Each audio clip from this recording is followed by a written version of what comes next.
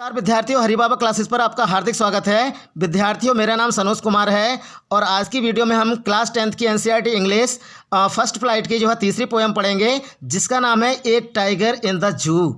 एक टाइगर मतलब एक बाघ या चीता, इनमिस में द जू मीन्स चिड़ियाघर।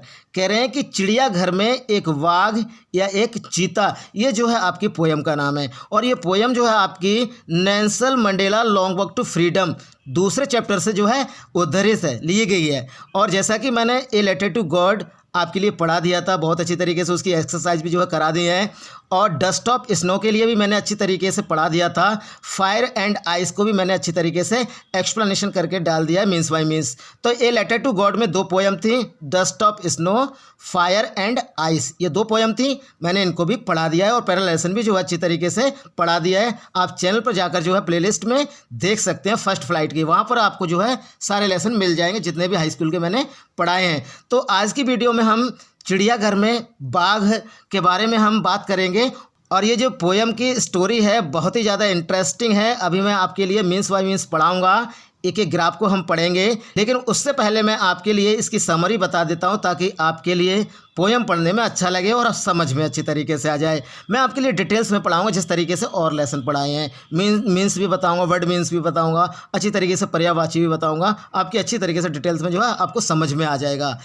तो हम बात करते हैं समरी की। तो देखिए, कविता ए टाइगर इन द जू में कवि ने एक पिंजरे में बंद बाघ की दरिद्र स्थिति का चित्रण करने का प्रयास किया है। वह पिंजरे में बंद बाघ के जीवन की तुलना अपने प्राकृतिक परिवेश अर्थात जंगल में रह रहे बाघ के जीवन से करता है।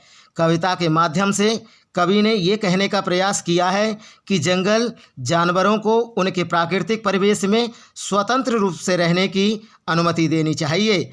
आज़ादी सभी जीवित प्राणियों को प्रिय है, ना कि केवल मनुष्यों को।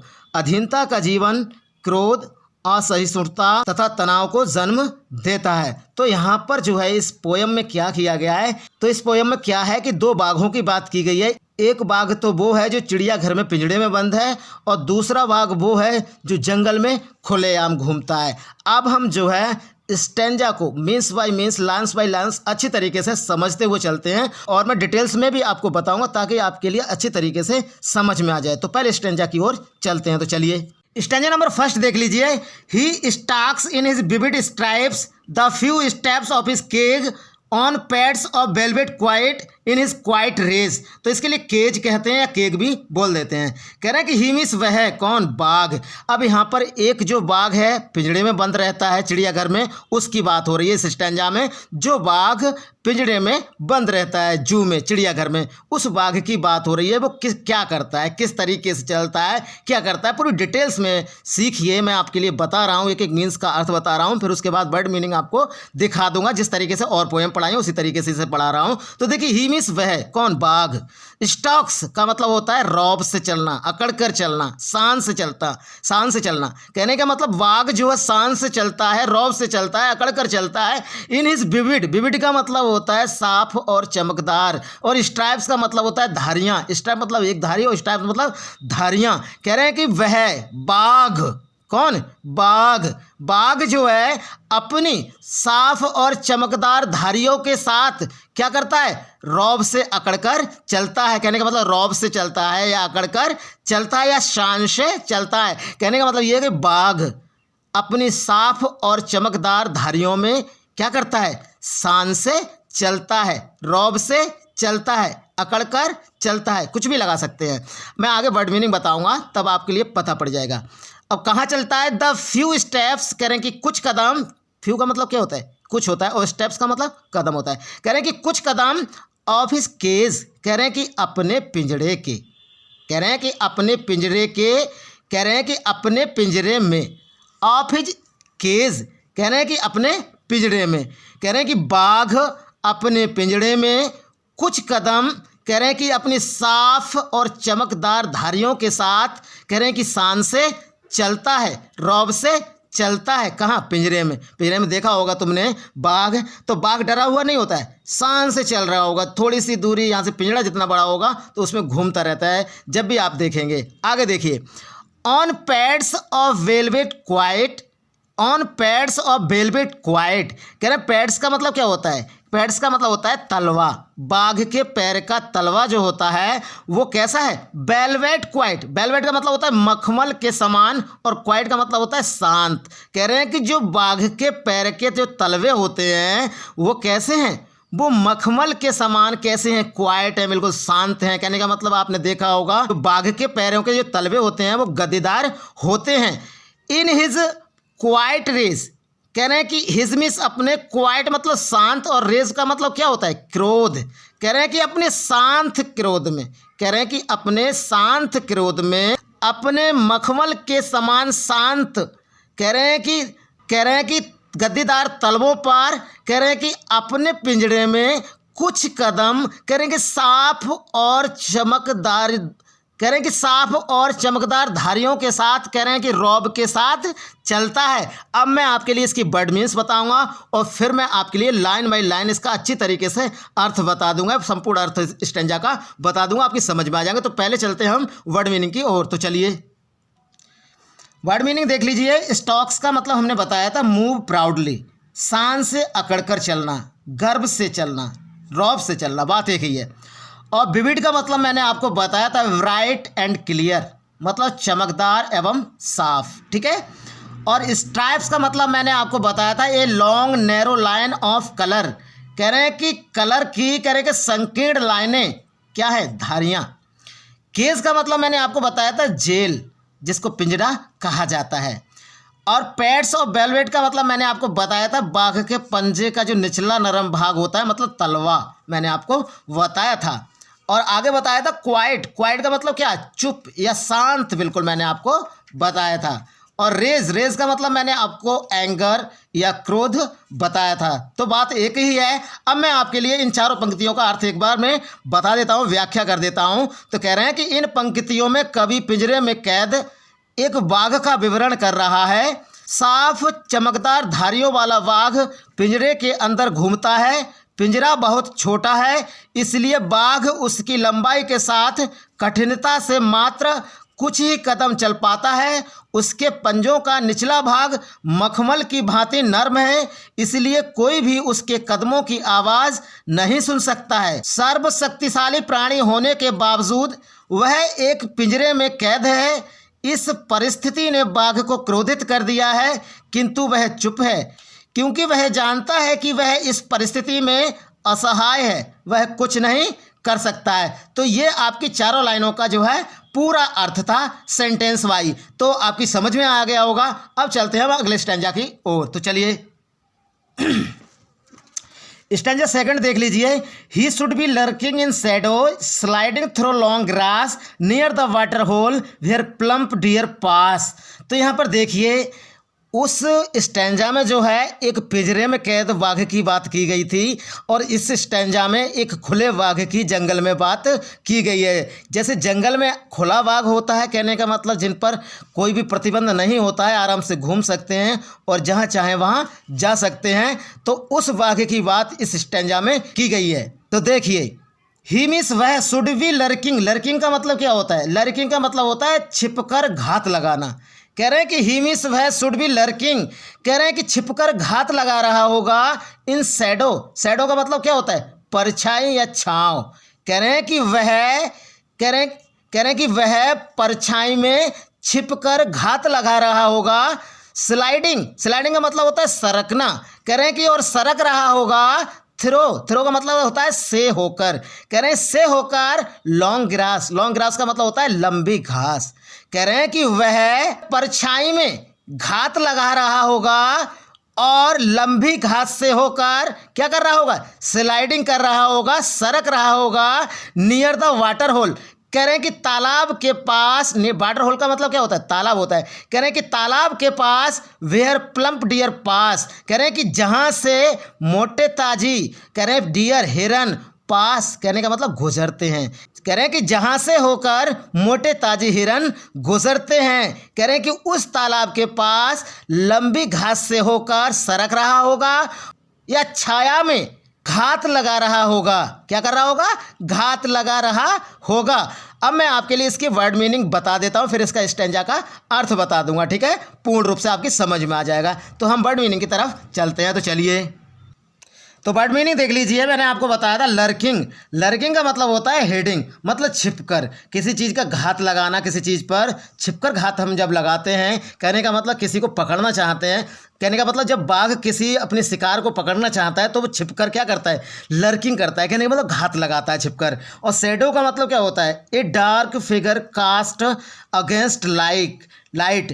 कह रहे हैं कि लाइट के खिलाफ एक अंधेरी आकृति, मतलब परछाई को कहा जाता है शैडो। स्लाइडिंग का मतलब क्या होता है? Moving with ease. कहने का मतलब सरकना, मैंने आपको बताया था। स्लाइडिंग का मतलब मैंने क्या बताया था? मूविंग विद ईज, कहने का मतलब सरकना, ठीक है? और थ्रू का मतलब क्या बताया था? इन द मिडल स्टॉप, कहने का मतलब मध्य में या से होकर, मैंने आपको बताया था। फिल्म का मतलब क्या बताया था? फैट बताया था, मोटा ताजी बताया था। तो मैंने आपके लिए वर्ड मीनिंग समझा दी है और यही मैंने स्टैंजा में बताई थी। अब मैं आपके लिए इस स्टैंजा का भावार्थ बता देता हूँ कि कवि क्या कहना चाह रहा है। तो इन पंक्तियों में कवि पिंजरे में कैद बाघ के प्रति शोक से भर गया है। उसे महसूस होता है कि बाघ को अपने प्राकृतिक परिवेश में मुक्त होना चाहिए, उसे परछाई में छिपना चाहिए एवं पानी के गड्ढे के पास वाली लंबी घास में चुपचाप घूमना चाहिए। उसे भारी भोजन मिलने की आशा से एक मोटे एवं स्वस्थ हिरण के गुजरने की प्रतीक्षा करनी चाहिए। कवि ये कहना चाहता है कि बाघ का वास्तविक जीवन जंगल में है, ना कि पिंजरे में। तो आपकी समझ में आ गई होंगी ये बातें। तो अब आपके लिए मैं तीसरे स्टैंजा की ओर लिए चलता हूँ। तो चलिए देखिए, he should be snarling around houses at the jungle's edge, bearing his white fangs, his claws terrorizing the village। तो मैं आपके लिए पहले मीन्स बाय मीन्स इसका अर्थ बता देता हूँ, उसके बाद जो है वर्ड मीनिंग समझाऊंगा और जो है इनका पूरा भावार्थ बता दूंगा। तो देखिए, ही मीन्स वह कौन? बाघ। Should be snarling. स्नार्लिंग का मतलब होता है रोर करना, कहने का मतलब दहाड़ना। कहने कि वह दहाड़ रहा होगा अराउंड हाउसेज, कह रहे हैं कि घरों के चारों ओर। कह रहे हैं कि जो जंगल में बाघ होता है वो घरों के चारों ओर क्या कर रहा होगा? दहाड़ रहा होगा। एट द जंगल्स एज, कह रहे हैं कि जंगल के किनारे से। एज का मतलब क्या होता है? किनारा होता है। जंगल्स मतलब जंगल होता है। कह रहे हैं कि वह जंगल के किनारे से घरों के चारों ओर क्या कर रहा होगा? दहाड़ रहा होगा। और क्या क्या कर रहा होगा? तो देखिए, बेरिंग हिज वाइट फैंगस। बेरिंग का मतलब होता है कि खोलकर। बेरिंग का मतलब क्या होता है? अपना मुंह खोलकर। हिजमिस अपने वाइट फैंक्स। वाइट फैंक्स का मतलब होता है दो नुकीले दांत। मैं वर्ड मीनिंग आपको बताऊंगा तब आपकी समझ में आ जाएगा। कह रहे हैं कि अपने सफ़ेद नुकीले दांतों को खोलकर, मुंह खोलकर, कहने का मतलब क्या कर रहा होगा? दिखा रहा होगा। हिज क्लास, कह रहे हैं कि अपने पंजों को क्या कर रहा होगा? दिखाकर। कहने का मतलब टेरराइजिंग। टेरराइजिंग का मतलब क्या होता है? कहने का मतलब भयभीत करना या डराना। कहने का मतलब डरा रहा होगा द विलेज, कह रहे हैं कि गांव के लोगों को। कह रहे हैं कि वह अपने नुकीले दो सफ़ेद दांतों को मुंह खोलकर दिखाकर और अपने पंजों को दिखाकर गांव वालों को या गांव के लोगों को क्या कर रहा होगा? डरा रहा होगा। और कह रहे हैं कि जंगल के किनारे से, कह रहे हैं कि घरों के चारों ओर क्या कर रहा होगा? दहाड़ रहा होगा, स्नार्लिंग कर रहा होगा। अब मैं आपके लिए इसकी वर्ड मीनिंग बता देता हूँ। स्नार्लिंग, स्नार्लिंग का मतलब मैंने आपको बताया था ग्रोलिंग या रोरिंग, मतलब दहाड़ना। बात एक ही है। एज का मतलब क्या बताया था? एज का मतलब मैंने व्रिम बताया था, मतलब किनारा, ठीक है? बैंक। बेरिंग का मतलब मैंने आपको बताया था टू शो, टू अनकवर, मतलब खोलना, ठीक है? और फैंक्स का मतलब मैंने बताया था टू लॉन्ग शार्प टीथ, कह रहे हैं कि दो नुकीले तेज दांत, कह रहे हैं दो नुकीले दांत। और एक क्लास, क्लास का मतलब मैंने आपको बताया था पा, नेल्स, बात एक ही है, पंजा, नाखून। और टेरराइजिंग का मतलब मैंने आपको बताया था फाइटिंग आर थ्रेटिंग, मतलब लड़ना और डराना। कहने का मतलब डरावना, कहने का मतलब किसी चीज़ को डराना। तो मैंने आपको बता दिया था कि पंजों को दिखाकर और अपने सफ़ेद दो दांतों को दिखाकर क्या कर रहा होगा? गांव के लोगों को डरा रहा होगा। अब मैं आपके लिए पूरा इसका व्याख्या कर दे रहा हूं ताकि आपके लिए कोई भी दिक्कत नहीं आए इस स्टैंजा के अंतर्गत। तो देखिए, इन पंक्तियों में कवि समझाता है कि बाघ को उसके प्राकृतिक परिवेश में क्या करना चाहिए। उसके अनुसार एक मुक्त बाघ को जंगल के किनारे पाए जाने वाले घरों के इर्द गिर्द दहाड़ना चाहिए। उसे गांव वालों को भयभीत करने के लिए अपने नुकीले सफ़ेद दांत और पंजे दिखाने चाहिए। तो इस तरीके से इसका अर्थ है, लेकिन मैंने आपको डिटेल्स में पढ़ाया, आपको अच्छा लगा होगा। अब चलते हैं अगले स्टैंजा की ओर। तो चलिए स्टैंजा नंबर 4 देख लीजिए। But he is locked in a concrete cell, his strength behind bars, stalking the length of his cage, ignoring visitors. तो देखिए व्हाट मीन्स लेकिन, ही मीन्स वह, इज लॉक्ड। लॉक्ड का मतलब क्या होता है? कैद होना या बंद होना। इन मीन्स में एक कंक्रीट का मतलब होता है एक पत्थर की मजबूत, और सेल का मतलब क्या होता है? कोशिका नहीं होता है, कोठरी है। यहाँ पर सेल मीन्स कोशिका होता है, लेकिन सेल मीन्स कोठरी भी होती है। अब ये बात चल रही है जू के टाइगर की, तो इसमें जो है यहाँ पर सेल का मतलब क्या है? कोठरी है। कह रहे हैं कि लेकिन कह रहे हैं कि पत्थर की मजबूत कोठरी में क्या है? बंद है, कैद है। हिज स्ट्रेंथ, कह रहे हैं कि उसकी शक्ति, उसकी संपूर्ण ताकत, बिहाइंड, कह रहे हैं कि पीछे है, वार्स, कह रहे हैं कि सलाखों के, कह रहे हैं कि उसकी संपूर्ण शक्ति जो है सलाखों के पीछे है। स्टॉकिंग का मतलब वॉकिंग, कहने का मतलब टहल रहा है। द लेंथ, कह रहे हैं कि पूरी लंबाई में, ऑफ हिज केज, कह रहे हैं कि अपनी पिंजरे की, कह रहे हैं कि अपनी पिंजरे की जितनी लंबाई है उसमें क्या कर रहा है? स्टॉकिंग कर रहा है, टहल रहा है, कहने का मतलब घूम रहा है। इग्नोरिंग, और कह रहे हैं कि इग्नोरिंग कर रहा है, अनदेखा कर रहा है। किसको अनदेखा कर रहा है? इग्नोरिंग कर रहा है विजिटर्स, कह रहे हैं कि दर्शकों को, और घूमने वाले लोगों के लिए क्या कर रहा है? अनदेखा कर रहा है। अब मैं आपके लिए इसकी वर्ड मीनिंग बता देता हूं, फिर इसका अर्थ जो अच्छी तरीके से बता दूंगा। तो चलिए वर्ड मीनिंग पर चलते हैं। देखिए वर्ड मीनिंग, लॉक्ड का मतलब मैंने आपको बताया था इम्प्रिजन्ड का मतलब कैद करना, ठीक है, कैद होना, बंद होना। कंक्रीट सेल का मतलब बताया था cage made up of cement and stone, करें बजरी एवं सीमेंट से बना क्या? पिंजरा। वो मैंने आपको बताया था, पत्थर का पिंजरा, वही, ठीक है, बजरी एवं सीमेंट से बना हुआ। स्ट्रेंथ का मतलब क्या होता है? पावर होता है, ताकत, शक्ति, संपूर्ण शक्ति मैंने आपको बताई थी। स्टॉकिंग का मतलब मैंने आपको बताया था, क्या बताया था? मूविंग स्लोली एंड क्वाइटली, कह रहे हैं कि धीरे धीरे या शांत रूप से चलना या चुपचाप चलना, मतलब टहलना, वॉकिंग करना। इग्नोरिंग का मतलब क्या बताया था? नेग्लेक्टिंग, कहने मतलब नजरअंदाज करना। विजिटर्स का मतलब होता है a person who visits somebody, कह रहे हैं कि आगंतुक, कह रहे हैं आगंतुक का मतलब कोई जो घूमने आता है, किसी चीज को देखने आता है, उसे आगंतुक कहते हैं, कहने का मतलब विजिटर्स कहते हैं। तो मैंने आपके लिए मीन्स बाय मीन्स ये पढ़ा दिया था। अब मैं आपका पूरा भावार्थ इसका बता देता हूं कि इस 4 लाइनों में कवि क्या कहना चाह रहा है। तो देखिए इन पंक्तियों में कवि का ध्यान पिंजरे में बंद क्रोधित बाघ पर वापस लौटता है। कवि समझाता है कि जंगल के बाघ के विपरीत यह बाघ आज़ाद नहीं है, वह सीमेंट से बने पिंजरे में बंद है। उसकी शक्ति एवं ताकत पिंजरे की सलाखों के पीछे व्यर्थ है। वह उसकी एक झलक पाने के लिए लगातार आने वाले आगंतुकों को अनदेखा करते हुए अपने पिंजरे में टहल रहा है। ठीक, अब चलते हैं लास्ट एवं अंतिम स्टैंजा पर। तो चलिए 5वां स्टैंजा जो है इसका लास्ट है, 5 स्टैंजा है इस पोएम के अंतर्गत। तो चलिए स्टैंजा नंबर 5 देख लीजिए। He hears the last voice at night, the patrolling cars and stairs with his brilliant eyes at the brilliant stars. कह रहे हैं कि ही हियर्स, वह सुनता है, द लास्ट वॉइस, कह रहे हैं कि अंतिम वॉइस को, आवाज़ को, एट नाइट, कह रहे हैं कि रात्रि में, कह रहे हैं कि वह रात्रि में अंतिम आवाज़ को सुनता है। द पेट्रोलिंग कार्स, कह रहे हैं कि पेट्रोलिंग कार्स की आवाज़ को सुनता है। पेट्रोलिंग कार्स मतलब, तो देखिए पेट्रोलिंग का मतलब होता है to go around an area to check if it's safe, कह रहे हैं कि पूरी एरिया में चक्कर लगाने वाले व्यक्ति जो कि वो चेक करते हैं कि सेफ है, सुरक्षित है या नहीं, चारों ओर गश्त लगाते हैं। तो गश्त लगाना कहने का मतलब क्या है? गश्त लगाना। जो गश्त लगाने वाली गाड़ियां हैं उनकी क्या करता है? उनकी आवाज़ को रात्रि में वह सुनता है। कौन? बाघ। आगे देखिए एंड स्टेयर्स, और घूरता रहता है, विद हिज ब्रिलियंट आइज, कह रहे हैं कि अपनी चमकीली आंखों से। ब्रिलियंट का मतलब क्या होता है? चमकीली होता है, चमकदार होता है, ठीक है। तो चमकदार आंखों से या चमकीली आंखों से, कह रहे हैं कि और अपनी चमकदार आंखों से घूरता है। चमकीली आंखों से क्या करता है? स्टेयर्स करता है, घूरता है। एट द ब्रिलियंट स्टार्स, कह रहे हैं कि चमकदार सितारों को, कह रहे हैं कि वह अपनी चमकदार आंखों से, कह रहे हैं कि चमकदार जो सितारे हैं उनको क्या करता रहता है? घूरता रहता है, क्योंकि वो मजबूर है, पिंजरे में बंद है। अब मैं आपके लिए इसकी वर्ड मीनिंग सारी समझा देता हूं। तो देखिए पेट्रोलिंग का मैंने मतलब बता ही दिया। अब देखिए स्टेयर्स, स्टेयर्स का मतलब होता है गेज, मतलब किसी चीज़ को घूरना।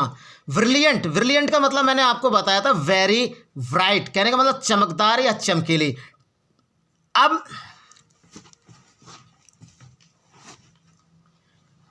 मैं आपके लिए इन चारों लाइनों का भावार्थ आपको बता देता हूं कि कवि क्या कहना चाह रहा है। कवि ये कहना चाह रहा है, देखिए इन पंक्तियों में कवि कहता है कि रात में भी वाघ परेशान रहता है, वह चिड़ियाघर के अधिकारियों की गश्त लगाती गाड़ियों की आखिरी आवाज़ सुनता है।